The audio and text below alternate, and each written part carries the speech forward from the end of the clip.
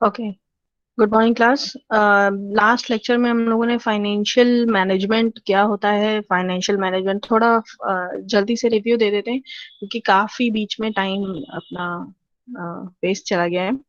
देखिए, हम लोगों ने बात करी थी फाइनेंशियल मैनेजमेंट की, जो दो वर्ड से मिलके बना है, जिसमें पहला वर्ड है फाइनेंस, जिसका मनी रिलेटेड टर्म्स, और दूसरा वर्ड है मैनेजमेंट।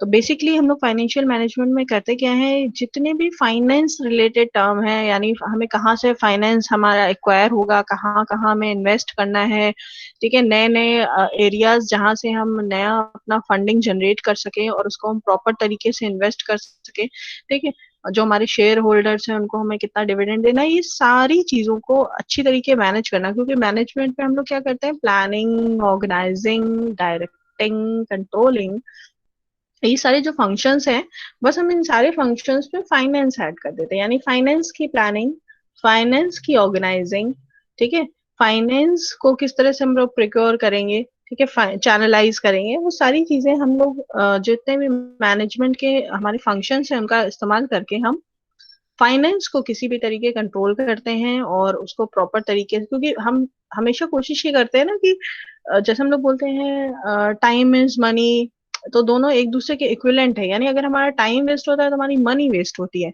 और हमारी जो मनी वेस्ट होती है ये हमारे फ्यूचर में होने वाले प्रोजेक्ट्स के लिए कमी हो जाएगी अगर हम वेस्ट करने लगेंगे, ठीक है। तो हम लोगों ने ये सारी बातें करी थी अपनी फाइनेंशियल मैनेजमेंट में। फिर उसके बात करी थी हम लोगों ने अपने फाइनेंशियल मैनेजमेंट की और चीजों की भी, कि हम किस तरीके से,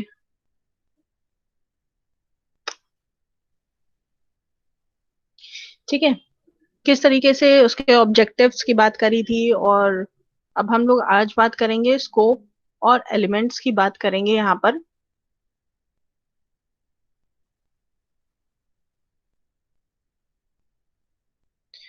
ओके। स्कोप और एलिमेंट्स की बात करेंगे हम लोगों ने। लास्ट लेक्चर में भी थोड़ा बहुत इसके बारे में बात करा था कि जो स्कोप और एलिमेंट्स होते हैं, यानी जो फाइनेंशियल मैनेजमेंट है उसका कहाँ कहाँ किन किन एरिया में यूज है, और उन्हीं यूजेस से हम उन्हीं को एलिमेंट्स भी मानते हैं फाइनेंशियल मैनेजमेंट का, ठीक है। ये आपको डायग्राम दिखा है, इसमें लिखा हुआ है जो फाइनेंशियल मैनेजमेंट है उसके स्कोप और एलिमेंट्स एक ही है। पहला दिया हुआ है इन्वेस्टमेंट डिसीजन, सेकंड है फाइनेंसिंग डिसीजन, थर्ड है डिविडेंड डिसीजन। यानी ये बेसिक तीन एलिमेंट्स है, इन्वेस्टमेंट, फाइनेंसिंग और डिविडेंड। ये तीन चीजें हैं जिनसे जो जिनको अगर हम पूरी तरीके से प्रॉपर मैनेज करते हैं तो हमारा फाइनेंस मैनेज हो जाता है, चीजें बेटर तरीके से काम करती हैं। और इनमें से कोई एक भी चीज, और इनके बहुत सारे सब पॉइंट्स भी होते हैं जो इनके इन्वेस्टमेंट के अंदर के सब पॉइंट्स हैं, कैपिटल बजटिंग, ठीक है, वर्किंग कैपिटल मैनेजमेंट, कैसे हमारी जो हमने जो पूंजी लगाई है, जो हमने पैसा लगाया स्टार्टिंग में अपनी अपनी कंपनी में, उसको हम किस तरीके से बजट उसका बनाएंगे। क्योंकि हम सारा पैसा इकट्ठे तो नहीं लगा देते, हम क्या करते हैं, जैसे जैसे प्रोजेक्ट्स को नीड बनती जाती है वैसे वैसे हम कोशिश करते हैं कि हमारा पैसा भी सेव रहे और हमारा काम भी होता रहे, ठीक है।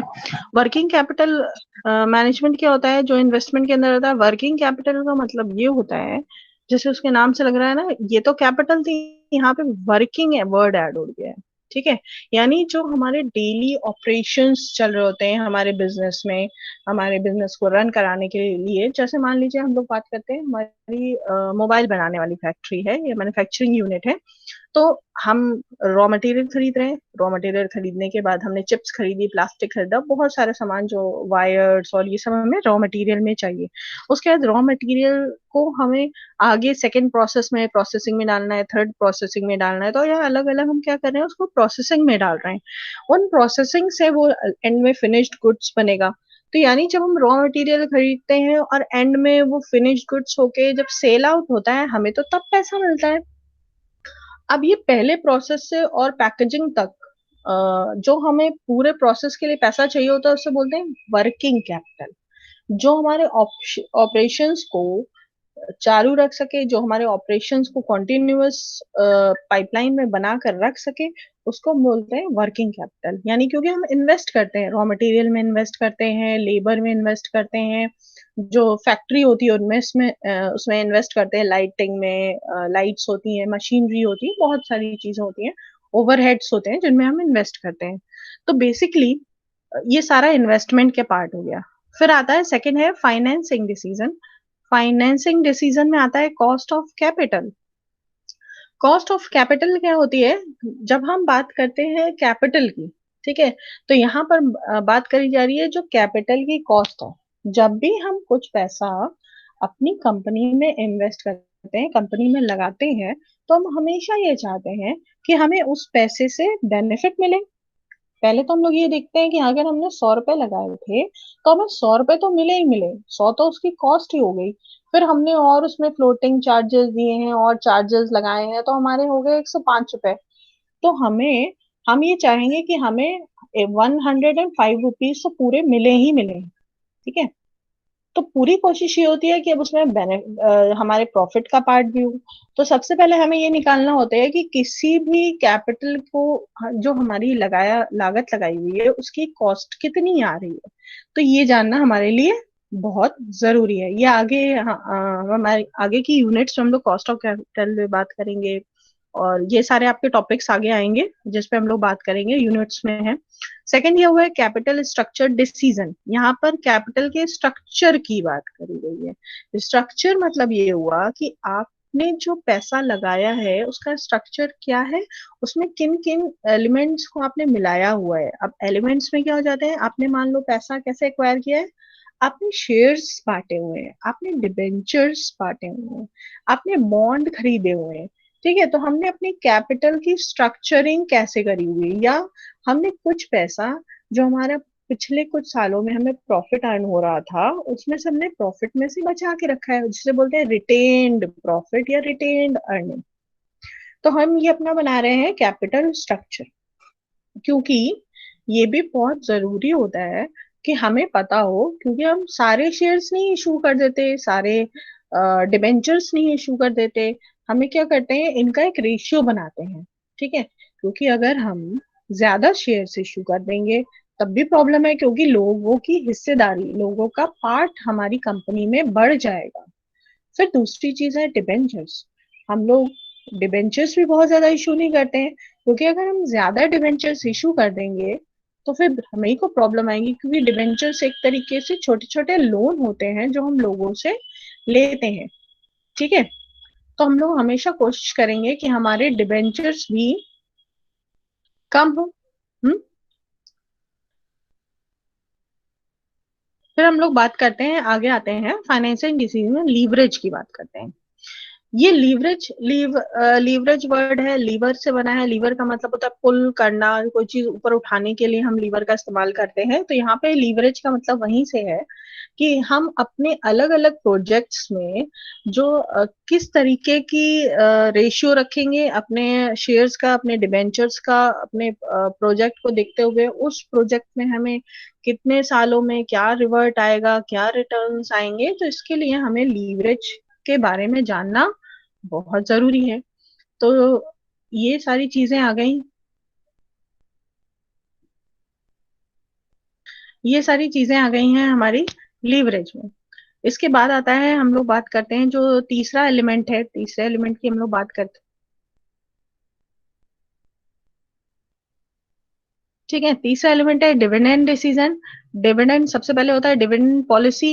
यानी हमारी कंपनी की क्या पॉलिसी है, हमारी कंपनी हर साल जब भी हमें प्रॉफिट होता है, क्योंकि डिविडेंड तो हम तभी दे सकते, डिविडेंड क्या होता है, बेसिकली डिविडेंड क्या होता है, जब भी हमें प्रॉफिट अर्न होता है तो हम अपने शेयर होल्डर्स को जो प्रॉफिट का पार्ट देते हैं उसे बोलते हैं डिविडेंड। यानी शेयर्स पे जो भी हम देते हैं उसको बोलते हैं डिविडेंड।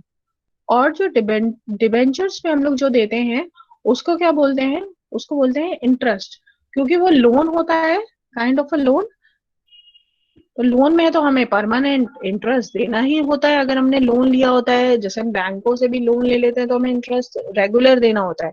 तो अगर आपने डिबेंचर्स इशू किए हुए हैं तो आपको परमानेंट इंटरेस्ट देना ही पड़ेगा, प्रायोरिटी है वो। और अगर हम लोग ने शेयर होल्डर्स बना रखे हैं तो शेयर होल्डर्स को जब हमें प्रॉफिट अर्न होता है, और हर बार ऐसा भी नहीं कि हमें प्रॉफिट अर्न हुआ है तो हम दे ही रहे हैं, हमारी कंपनी की पॉलिसी है जब हमें इतना प्रॉफिट अर्न होता है तभी हम जो भी हमने उसका परसेंटेज बना रखा है। और दूसरा क्या करते हैं, जब हमें बेनिफिट्स होते हैं तो हम अपने प्रॉफिट का कुछ पार्ट बचा के रख लेते हैं, जिसे बोलते हैं रिटेन्ड अर्निंग।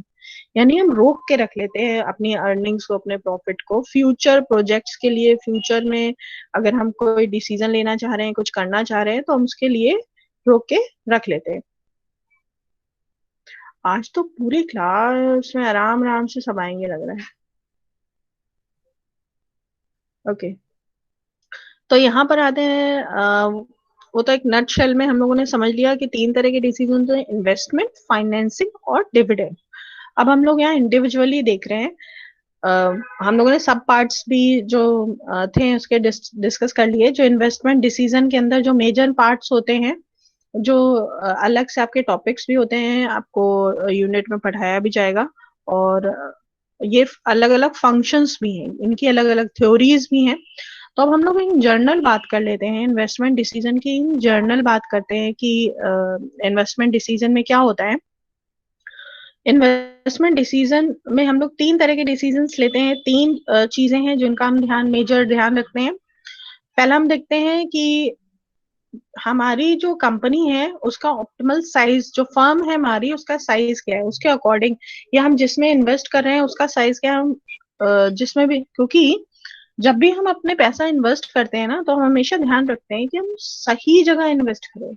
मान लीजिए हमने सोचा अरे हमने 100 रुपीज ही तो इन्वेस्ट करने हैं, लेकिन हमने अब बाकी बैकग्राउंड चेक नहीं किया, बाकी सारी चीजें नहीं देखी कि हमें रिटर्न्स आएंगे कि नहीं आएंगे, और हमने इन्वेस्ट कर दिया, तो वो गलत हो जाता है। कई बार क्या होता है, जैसे बहुत सारी एडवर्टीजमेंट्स देखकर और बहुत सारी चीजें देख के हम क्या करते हैं, एक ऐसा प्रोडक्ट खरीद लेते हैं जो बाद में हमारे लिए यूजलेस हो जाता है। तो हमें ये हमेशा देखना चाहिए कि जो ऑप्टिमल, जो हमारे लिए नीडेड है, हमारी कंपनी कैसी है और हम किस तरह का इन्वेस्टमेंट कर सकते हैं, और हम कहाँ कहाँ इन्वेस्टमेंट कर सकते हैं। सेकंड दिया हुआ है, the specific assets should be acquired.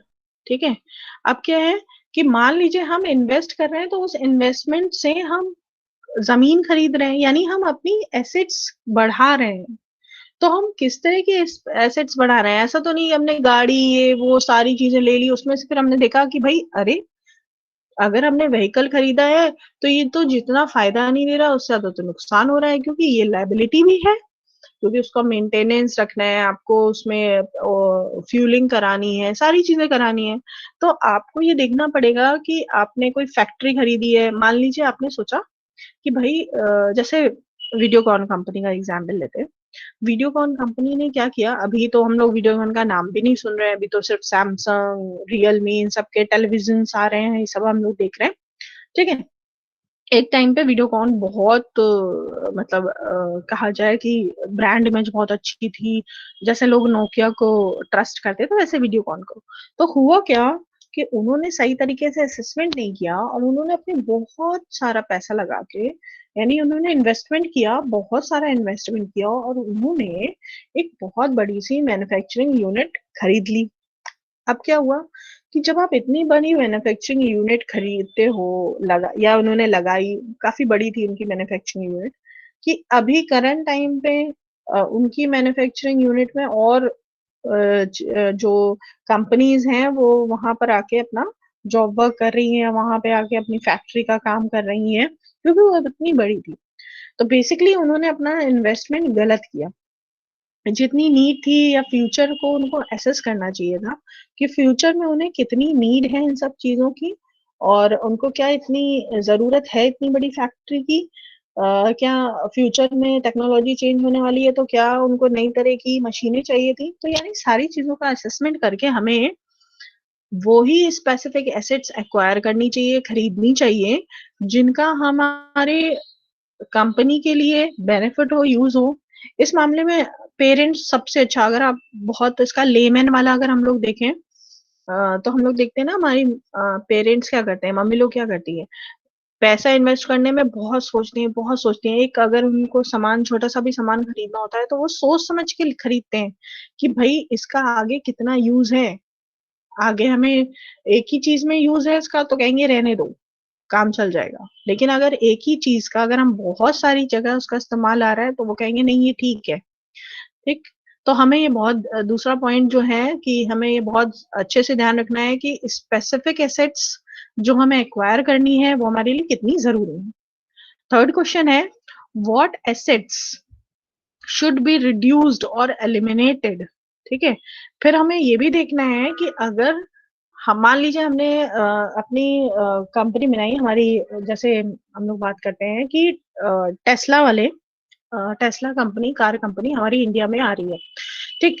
तो इन्होंने क्या किया, इन्होंने बोला भाई हम इतना ज्यादा इन्वेस्टमेंट करना है तो हम क्या करें, हम कितने एसेट्स खरीदें। तो वो क्या करते हैं, ऑप्शंस रखते हैं, उनमें से एलिमिनेट करते हैं। जैसे उन्होंने सोचा कि भाई अभी हम स्टार्टिंग कर रहे हैं इंडिया में लेबर तो सस्ता है ही, तो अगर हम मैन्युफैक्चरिंग यूनिट लगा लेंगे तो हमें नुकसान नहीं होगा। तो ये तो उनके फायदे की उन्होंने फ्यूचर को एसेस करके तो उन्होंने कहा भाई हमें मैन्युफैक्चरिंग यूनिट तो लगानी ही चाहिए। फिर उन्होंने बोला क्या हमें मैन्युफैक्चरिंग यूनिट के साथ साथ क्या हम टायर और बाकी सारी चीजों की भी मैन्युफैक्चरिंग यूनिट डालें। फिर उन्होंने सोचा भाई अभी इतना सारा इन्वेस्टमेंट करना जरूरी नहीं है, तो उन्होंने इन पार्ट्स को क्या किया, एलिमिनेट कर दिया, हटा दिया। ठीक। तो आपको ये समझना बहुत जरूरी है कि आप जहां जहां इन्वेस्ट कर रहे हो उसमें से वो सारी चीजें जरूरी हैं या उनमें से जो जरूरी है आप उन्हें रखिए, बाकी एलिमिनेट कर दीजिए, ताकि आपका इन्वेस्टमेंट डिसीजन बेटर तरीके से आप परफॉर्म कर सको। ठीक है।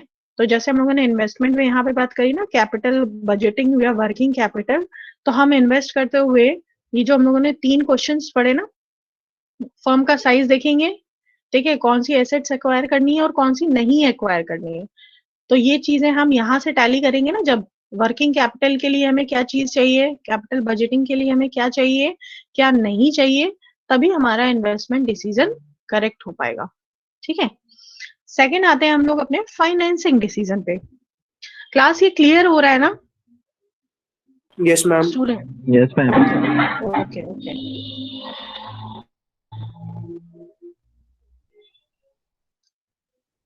ओके, तो हम लोग आ जाए अपने फाइनेंस डिसीजन पे। फाइनेंसिंग में यहाँ पे हम लोग बात कर रहे हैं क्योंकि मनी से रिलेटेड डायरेक्ट टर्म आ रहा है यहाँ पे फाइनेंसिंग डिसीजन। तो यहाँ पे जैसे लिखा हुआ है, डिटरमाइन हाउ द एसेट्स, ये LHS left hand side of balance sheet will be financed RHS यानी right hand side of balance sheet. यानी हम लोग अपनी एसेट्स, और आपको पता ही है कि जब भी हम लोग बैलेंस शीट बनाते हैं तो उसमें बैलेंस शीट में क्या होता है, एक साइड डेबिट वाला साइड होता है और एक क्रेडिट वाला साइड होता है, यानी एसेट्स होती हैं या लायबिलिटीज होती हैं।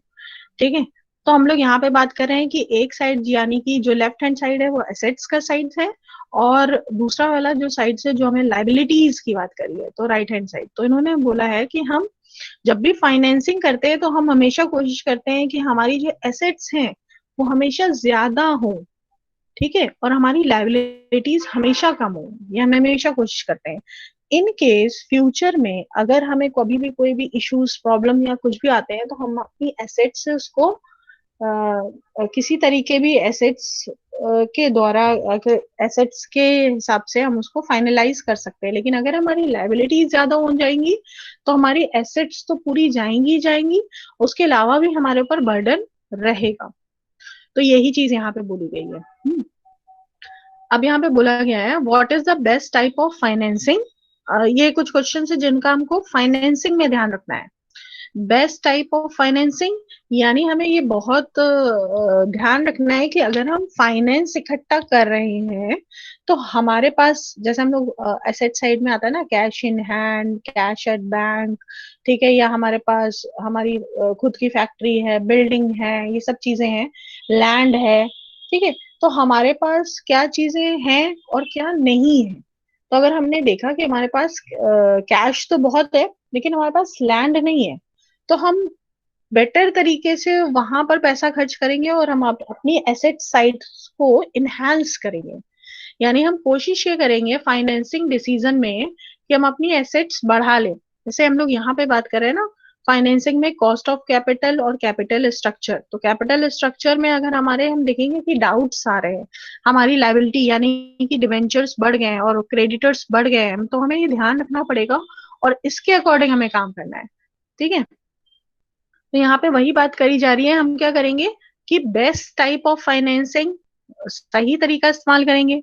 सेकंड दिया हुआ है what is the best financing mix. ठीक, पहले तो हमें देखना है फाइनेंसिंग हमारे लिए कौन सा अच्छा रहेगा, डिबेंचर्स होल्डर ज्यादा सही रहेंगे या हम बॉन्ड्स में इन्वेस्ट कर दें ज्यादा बेटर रहेगा, या हम और दूसरी कंपनी में इन्वेस्ट कर दें। जैसे बहुत सारी बड़ी बड़ी कंपनियां हैं, जैसे टाटा जो कंपनी है वो उन्होंने इन्वेस्ट किया, वो बायजूस, अन अकेडमी, जितने भी नए स्टार्टअप्स हैं, इनके नाम तो सुने होंगे सभी ने लगभग। ठीक है, तो इन मैम। स्टार्टअप्स, हाँ, इन स्टार्टअप्स में जो बड़ी बड़ी कंपनियां है ना वो इन्वेस्ट करती हैं। उससे क्या होता है कि उस इन्वेस्टमेंट से प्रॉफिट का पार्ट उन्हें भी मिलता है, तो ये एक अच्छा इन्वेस्टमेंट है। ठीक है, बहुत सारी कंपनियां क्या करती हैं जो ग्रोइंग सेक्टर्स हैं, जैसे टेक्नोलॉजी एक ग्रोइंग सेक्टर है, या इस तरह की जितनी भी चीजें हैं उनमें इन्वेस्ट करती हैं।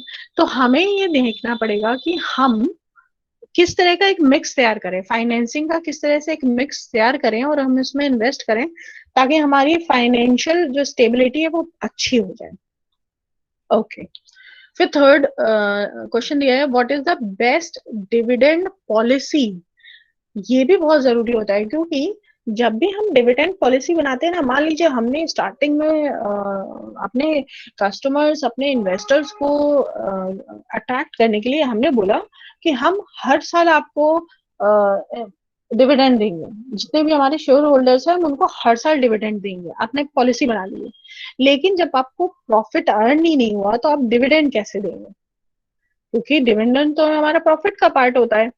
तो वो आपकी पॉलिसी, जब भी आपकी डिविडेंड पॉलिसी आप बनाओगे कि आप कैसे दोगे, 6 मंथली दोगे या ईयरली दे रहे हो, अपना डिविडेंड इशू कर रहे हो अपने शेयर होल्डर्स को, या फिर आप जब आपको प्रॉफिट अर्न हो रहा है आप उन्हें तब दे रहे हो। ये जितने भी क्वेश्चंस हैं हम इनको अच्छी तरीके से एनालिसिस करते हैं इसका, और अच्छी तरीके से एनालिसिस करने के बाद ही हम देखते हैं कि हमारी डिविडेंड पॉलिसी में क्या क्या चीजें हैं, कौन कौन से फैक्टर्स हैं। क्योंकि कई बार क्या होता है हमें ध्यान रखना पड़ता है, क्योंकि हमें अपनी प्रॉफिट में कुछ पार्ट अपने फ्यूचर के लिए भी बचा के रखना पड़ता है, ताकि हमारा फ्यूचर सिक्योर हो सके।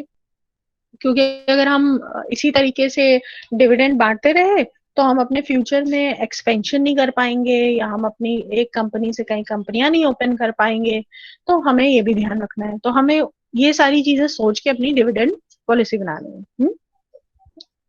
क्योंकि फिर वो अगर आपने पॉलिसी बना ली तो वो आपकी लायबिलिटी बन जाती है, और जब भी हम लोग कोई डिसीजन लेते हैं और अगर उससे पीछे हटते हैं ना, तो लोगों का ट्रस्ट हमसे जाता है। लोग ये सोचते हैं कि भाई ये तो अपनी बात पे ही नहीं है, इन्होंने पहले तो ऐसा बोला था और अब ये ऐसा कर रहे हैं। तो हमें इन चीजों का ध्यान रखना पड़ेगा। ठीक, लास्ट क्वेश्चन है how will the funds be physically acquired. Last, ये बहुत जरूरी है, क्योंकि हम बात तो कर रहे हैं कि हमें इतना पैसा यहाँ से मिल जाएगा और हमें यहाँ से मिल जाएगा, हम अपने प्रॉफिट को बचा के रख लेंगे, लेकिन ये सारी चीजें एक्चुअल में लॉजिकली हो पाएंगी कि नहीं हो पाएंगी, आप एक्वायर कर पाओगे कि नहीं कर पाओगे। आपकी सारी फॉर्मेट, जैसे मान लेते हैं हम लोग बैंक से ही हम लोग सोचते हैं ना कि हमें ऐसा है, हमें हायर एजुकेशन के लिए हम फॉरेन जाएंगे। ठीक, एग्जाम्पल है, हम लोग ने सोचा कि हम हायर एजुकेशन के लिए फॉरेन जाएंगे, लेकिन हमने सोचा कि हमें तो बैंक से लोन मिल जाएगा, हम आराम से लोन ले लेंगे। लेकिन एक्चुअल में जब हम लोन लेने जाते हैं तो बहुत सारी फॉर्मेलिटीज जो हमें पूरी करनी होती है। ठीक है, बहुत सारे डॉक्यूमेंट्स हो गए, सिंपल हो गए, जैसे आधार हो गया, पैन हो गया, ये सारे डॉक्यूमेंट्स आपके बने होने चाहिए। तो हमारे वो डॉक्यूमेंट्स ही तैयार नहीं है। फिर वो पूछते भी हैं कि आपको क्या एडमिशन मिल गया है, तो हमें अभी एडमिशन ही नहीं मिला है, अभी तो हमने ऐसे ही बोला कि हमें पहले से पैसा मिल जाए और हम फिर एडमिशन लेंगे। तो नहीं, वो सारी चीजें देखेंगे, फिर वो ये भी देख लेंगे कि आपने जिस कॉलेज में एडमिशन लिया है और जितना अमाउंट आप लोन का मांग रहे हो, क्या वो मैच हो रहा है, क्या उसकी फीस और हॉस्टल से मैच हो रहा है। ठीक है, तो यानी हम फिजिकली जब एक्वायर करते हैं फंड्स को, तब हमें क्या क्या चीजें उस वो जो प्रोसेस है ना, क्योंकि यहाँ पे हाउ दिया है, हाउ का मतलब होता है प्रोसेस, ठीक है। तो वो जो पूरा प्रोसेस है, हमें वो पूरा प्रोसेस पता होना चाहिए, ताकि हम जब लेने जाएं तो कोई भी चीज हमसे छूट ना जाए। ओके, तो ये तो हो गया हमारे फाइनेंसिंग डिसीजंस, ठीक। फिर हम लोग आगे आते हैं, और आगे आते हैं, ये है डिविडेंड डिसीजन, ठीक है। डिविडेंड डिसीजन में दो बेसिक डिसीजन है, ये हम लोगों ने ऊपर डायग्राम में भी बात करी थी, ठीक है। तो डिविडेंड डिसीजन में दो चीजें हैं। पहला क्या है, डिविडेंड, यानी हम अपने शेयर होल्डर्स को डिविडेंड्स बांटते हैं। दूसरा है रिटेन्ड अर्निंग, रिटेन्ड अर्निंग, ठीक है। यानी हम अपने फ्यूचर के प्रोजेक्ट्स के लिए अपनी प्रॉफिट का पार्ट रोक के रखते हैं, उसे बोलते हैं रिटेन्ड अर्निंग, क्योंकि हम सारा का सारा डिविडेंड में नहीं दे देते हैं, ओके। तो ये दो चीजें हैं जिनका ध्यान रखना होता है किसी भी डिविडेंड डिसीजंस के लेने में, ठीक। अब इसके बाद आते हैं हम लोग, एक साहब हैं जिनका नाम है डॉक्टर एस सी सक्सेना। इन्होंने जो स्कोप ऑफ फाइनेंशियल मैनेजमेंट है इसको 5A में बांटा हुआ है, ठीक है। इजी करने के लिए इन्होंने एक वाइडर स्कोप, जैसे हम लोगों ने बात करी ऊपर एक चार्ट में, हम लोगों ने फंक्शनिंग की बात करी, जैसे हम लोग यहाँ पर थे, जब हम लोगों ने इस चार्ट में बात करी थी तो यहाँ सिर्फ बेसिक बेसिक फंक्शंस थे, थ्योरीज थी, जो हमको इन्वेस्टमेंट डिसीजन, फाइनेंसिंग डिसीजन और डिविडेंड डिसीजन में देखनी होती थी। फिर हम लोग जब आगे गए उसमें, ठीक है, अलग अलग चीजों, तो हमें ये पता चला कि भाई डिविडेंड डिसीजन या इन्वेस्टमेंट डिसीजन या फाइनेंसिंग डिसीजन में हमें आगे किन किन चीजों का ध्यान रखना पड़ता है, कौन कौन से क्वेश्चंस होते हैं जिनके आंसर्स हमें पता होने चाहिए, ठीक है। इसी चीज को आगे बढ़ाते हुए डॉक्टर एस सी सक्सेना साहब ने, इन्होंने एक 5A कॉन्सेप्ट दिया है, ठीक है, कि जो कहा जाए फाइनेंशियल मैनेजमेंट है उसके स्कोप की बात करिए, ठीक। तो अगर आप लोग एग्जाम में, जैसे अगर मान लीजिए स्कोप पूछा जाए अलग से, या एलिमेंट्स पूछे जाए, तो एलिमेंट्स में तो वो तीन है जो हम लोगों ने ऊपर अभी पढ़े हैं, डिविडेंड, फाइनेंसिंग। और जब हम लोग बात करेंगे, मान लीजिए स्कोप अलग से आता है, तो स्कोप में आप ये अलग से मेंशन कर सकते हैं। वैसे दोनों ही लगभग सेम है, अलग पर्सपेक्टिव देने के लिए इन्होंने बोला है। तो पहला ए बोलता है anticipation. Anticipation, financial management estimates the financial needs of an organisation, ठीक है। एस्टिमेशन का मतलब होता है एक हम जब भी हम कोई भी काम करने जाते हैं तो होता है ना, हम एक एस्टिमेट बनाते हैं, एक एंटीसिपेशन करते हैं कि कितना खर्च आएगा, लगभग अप्रोक्सीमेटली कितनी कॉस्ट आएगी, ठीक है, और हमारी जो फाइनेंशियल नीड है वो पूरी हो पाएंगी कि नहीं हो पाएंगी। जैसे हम लोग नई फैक्ट्री डाल रहे हैं और हमने देखा कि भाई अभी हमने नई नई फैक्ट्री डाली है और हमारे अभी ज्यादा कस्टमर्स नहीं है, तो हमारी फाइनेंशियल नीड भी उतनी नहीं है, तो अभी हम उतना रॉ मटेरियल नहीं खरीदेंगे। तो हमें फाइनेंशियल मैनेजमेंट हमारा, हमको क्या बताता है, एंटिसिपेट करना बताता है, ठीक है। वो हमसे बताता है कि हमें कितना नीड है, उसके अकॉर्डिंग हम एंटिसिपेट करेंगे, अनुमान लगाएंगे और फिर काम करेंगे, ठीक है। फिर उसके बाद है एक्विजिशन। एक्विजिशन मीन्स होता है एक्वायर करना, ठीक है। यानी हमारे जो फंड्स हैं वो कौन कौन से सोर्सेस से हम लेकर आएंगे, कहाँ से एक्वायर करेंगे, लोन लेंगे, डिबेंचर्स इशू करेंगे, शेयर्स इशू करेंगे, हम अपने प्रॉफिट का पार्ट बचा के रखा है हमने, तो ये एक्वायर कहाँ से करेंगे, ठीक है। थर्ड दिया हुआ है एलोकेशन। एलोकेट करना, हम उन फंड्स को कहाँ कहाँ एलोकेट करेंगे, ठीक है, इन्वेस्ट कहाँ करेंगे। तो ये भी जानना बहुत जरूरी है कि प्रॉपर एलोकेशन हो पाए, क्योंकि अगर आपने गलत जगह इन्वेस्ट कर दिया है तो वो आपको रिटर्न्स नहीं देगा, बल्कि आपकी लायबिलिटी बढ़ जाएगी। फिर नेक्स्ट ये है एप्रोप्रिएशन। एप्रोप्रिएशन मीन्स होता है जब भी आप अपने नया प्रोजेक्ट स्टार्ट कर रहे हैं, नई चीजें स्टार्ट कर रहे हैं, तो वो क्या एप्रोप्रिएट है, क्या वो आपके लिए जरूरी है। आपने मान लीजिए जैसे हम लोग टेस्ला की बात कर रहे थे, इन्होंने अपनी सेटअप बनाया इंडिया में, और सेटअप बनाने के बाद इन्होंने देखा कि भाई अभी तो हमें सेटअप बनाने की जरूरत इतनी थी ही नहीं, हमने तो पैसा लगा दिया ज्यादा, हम असेंबलिंग भी कर सकते थे, हम सारा रॉ मटेरियल और सारा फिनिश गुड्स मंगाते हैं, और हम कार में तो आसानी होती है, असेंबल हो गया, अपने इंजन, बॉडी, टायर या अपहोल्स्ट्री, जो अंदर की जितनी भी सामान होते हैं वो आपने क्या किया, असेंबल कर दिया। तो अप्रोप्रिएटनेस यानी आपका जो जो भी आप पैसा खर्च कर रहे हो अप्रोप्रिएटली खर्च हो रहा हो, आपका ऑब्जेक्टिव सही होना चाहिए। लास्ट दिया हुआ है असेसमेंट। ऑब्वियसली कोई भी काम हम जब भी करते हैं उसका असेसमेंट बहुत जरूरी होता है, ताकि हमें पता चल सके कि किसकी जिम्मेदारी थी, किसकी अकाउंटेबिलिटी थी, कहाँ गलती हो गई हम लोगों से, या हमने इन्वेस्टमेंट में गलती कर दी, या हमने कोई डिसीजन लेने में गलती कर दी। जितने भी हमारे 3 डिसीजन थे उनमें से कोई गलती कर दी तो हमें प्रॉब्लम्स आ रहे हैं। ठीक है। तो ये अगर स्कोप ऑफ फाइनेंशियल मैनेजमेंट अलग से देना हो तो डॉक्टर एस सी सक्सेना के जो 5A हैं financial manage scope of financial management के, यहाँ पे अलग से दे सकते हो, आसान भी है। एंटिसिपेशन, एक्विजिशन, एलोकेशन, अप्रोप्रिएशन और लास्ट में असेसमेंट। ओके। तो यहाँ तक तो हम लोगों ने बात करी, सारा ऊपर जितने भी एलिमेंट्स थे, जितने भी स्कोप थे, इन सब की बात करी। अब हम लोग ऑब्जेक्टिव्स पढ़ लेते हैं। ऑब्जेक्टिव्स ऑफ फाइनेंशियल मैनेजमेंट, यानी फाइनेंशियल मैनेजमेंट का एम क्या होता है। ठीक। तो पहला दिया हुआ है to ensure regular and adequate supply of funds. ठीक है।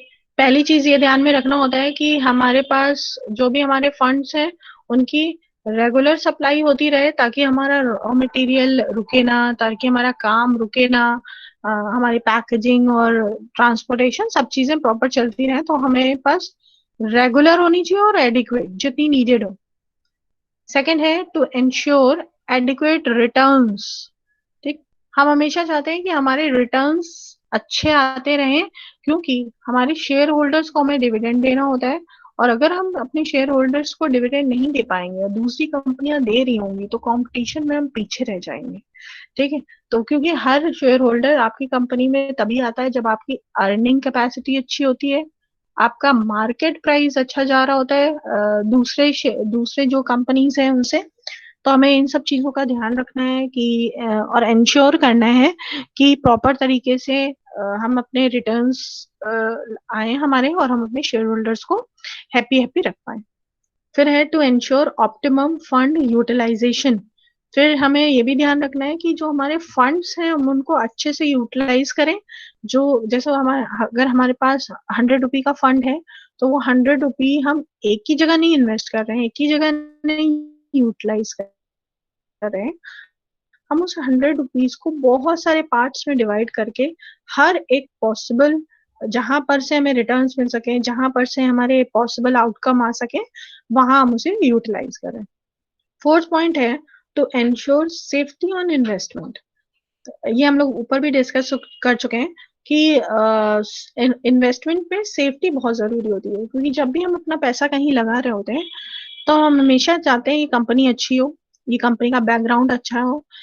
तभी एक बैकग्राउंड चेक किया जाता है कंपनी के बारे में, कितने पुरानी कंपनी है, बैलेंस शीट इनकी कैसी जा रही है, कौन कौन से कंपनी ने इनमें इन्वेस्ट किया हुआ है।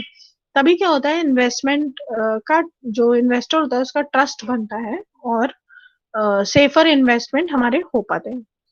लास्ट है to plan a sound capital structure. ठीक है। एक अच्छा कैपिटल स्ट्रक्चर बनाना, यानी किसी भी कंपनी में अगर बहुत सारे डिबेंचर्स रहेंगे, बहुत सारी लाइबिलिटीज रहेगी, क्योंकि डिबेंचर्स एक तरीके से आपकी लाइबिलिटी हो जाती है, क्योंकि आपको बेनिफिट होता है लेकिन साथ ही साथ आपको एक रेगुलर वे में इंटरेस्ट आपको देना ही पड़ता है। तो आपको ध्यान रखना पड़ता है कि हमारा जो कॉम्पोजिशन है शेयर, डिवेंचर्स, बॉन्ड्स या लोन का जो हम लोगों ने बैंकों से लिया हुआ उसका एक अच्छा स्ट्रक्चर हम तैयार कर पाए और फुलफिल कर पाए, ताकि जो हमारे कस्टमर्स हैं उनकी नीड पे हम खरे उतर सकें। ओके क्लास, तो ये हमारे यहाँ पर objectives of financial management complete होते हैं। तो हमारी यूनिट में हम लोगों ने स्कोप, एलिमेंट्स और 5 A's पढ़े हैं। किसी को इसमें कोई डाउट है, कुछ पूछना है क्लास? क्लास किसी को कुछ पूछना है? No ma'am. ओके। इसमें से कोई भी चीज, कोई भी डिसीजंस ना क्लियर हो पा रहे हो, या कोई भी अगर ऐसी चीज जो आपको पूछनी हो तो आप पूछ सकते हैं। ठीक है,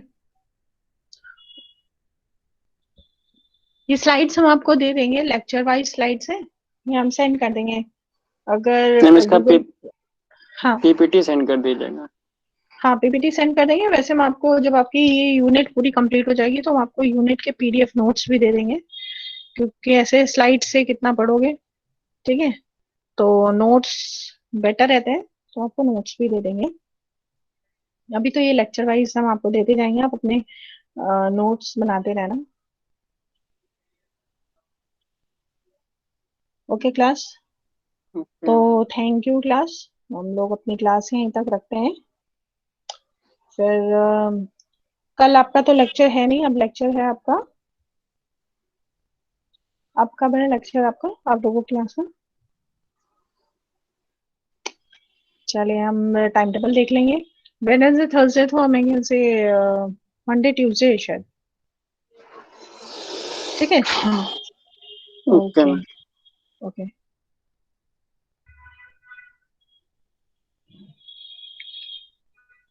थैंक यू क्लास।